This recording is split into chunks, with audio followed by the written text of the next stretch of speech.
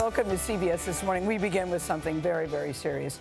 3 days of public mourning for Iran's most powerful military commander are now coming to an end, and top Iranian officials are warning the U.S. that retaliation is coming. General Qassem Soleimani's casket was brought to his hometown for burial this morning. The leader of Iran's Revolutionary Guard told a huge crowd that areas supported by the U.S. would be set on fire. A stampede of mourners left dozens of people dead. Iran's foreign minister told our Elizabeth Palmer this morning that the U.S. killing of Soleimani was a, quote, cowardly terrorist operation. Elizabeth Palmer is in Tehran and joins us this morning. Elizabeth, good morning.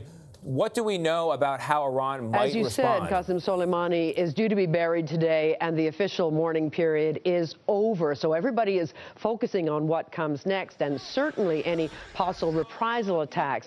To ask about that, I sat down with Iran's foreign minister, Jawad Zarif, who was denied a visa by the United States to travel to New York this week. He'd wanted to attend meetings at the United Nations. Can you confirm that you were denied a visa to travel to speak at the United Nations this week?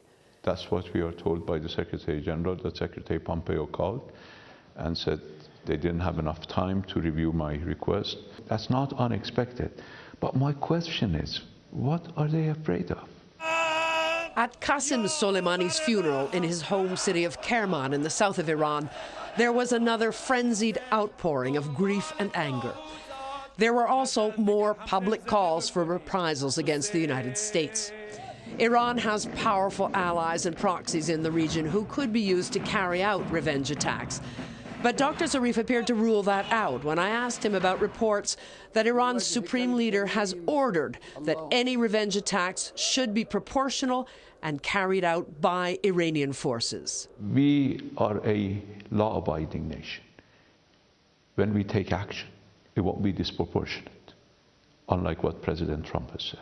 There has been the killing of several Iranian citizens and several top-ranking, high-ranking Iranian military officers. That is what we will do, and we will do it not in a cowardly way, but in a clear and proportionate way. When? As we choose. Elizabeth, what else did you learn from speaking with Zarif this morning? Well, he insisted that any attacks would be on legitimate targets, and I really pressed him. I said, what do you mean by that? And he told me to go and consult the law of war, the Geneva Convention. Legitimate targets are defined as either military targets specifically or infrastructure that helps the military.